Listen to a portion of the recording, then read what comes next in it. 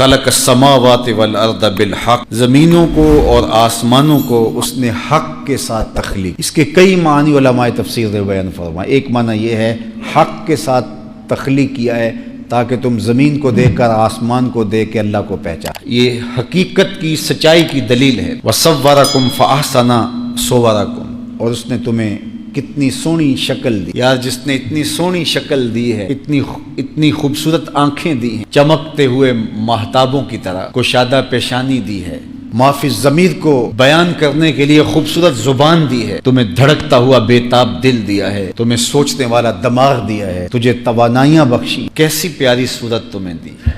لَقَدْ خَلَقْنَا الْإِنسَانَ فِي أَحْسَنِ تقویم، احسن تقویم میں تجھ کو پیدا کیا۔ وَإِلَيْهِ الْمَصِيرُ، اور تو نے پلٹ کے بھی اسی کے پاس۔ اب اگر فہم، ادراک، سمجھ انسان کے پاس ہو تو اللہ کی بارگاہ سے وہ فرار اختیار ہی نہیں کر سکتا۔ آیا بھی ادھر سے ہے، جانا بھی ادھر ہی، اور فرار کا کوئی راستہ ہی نہیں۔ سورہ الرحمن کے اندر ارشاد فرمایا ہے جن و انس اللہ کی زمین سے نکل سکتے ہو تو نکل کے دیکھا۔ جب ہوئی اسی کے دائرہ اقتدار کے اندر اور پلٹ کے بھی تم نے اسی کے پاس جانا ہے۔ کی آگ سن لوگ یعقوب تینوں جدوں ٹر پیوں سر منہ کج کے، تم جانا تو اسی کے پاس ہی ہے۔ پھر جو کفن میں منہ لپیٹ کے جاتا پھرے گا، اچھا نہیں ہے کھلے منہ آ جا۔ پھر جو لوگ اٹھا کے لے جائیں گے، اچھا نہیں ہے کہ اپنے قدموں سے پہلے ہی چل کے آ جا۔ جانا تو ہے، چھٹکارا نہیں ہے۔ اللہ اکبر۔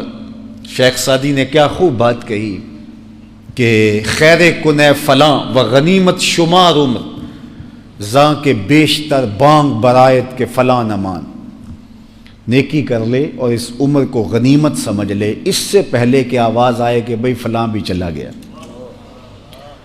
زاں کے بیشتر بانگ برایت فلاں نمان، اس سے قبل کہ آواز آئے کہ فلاں بھی رخصت ہو گیا۔ حضرات ایک ضروری اعلان سنیے، فلاں شخص، فلاں کا بیٹا، فلاں کا بھائی قضاء الہی سے انتقال کر گیا۔ یہ آواز جب سے ہم نے ہوش سنبھالی ہے کانوں سے سن رہے ہیں، اور یہ آواز ہماری بھی لوگوں نے سننی ہے۔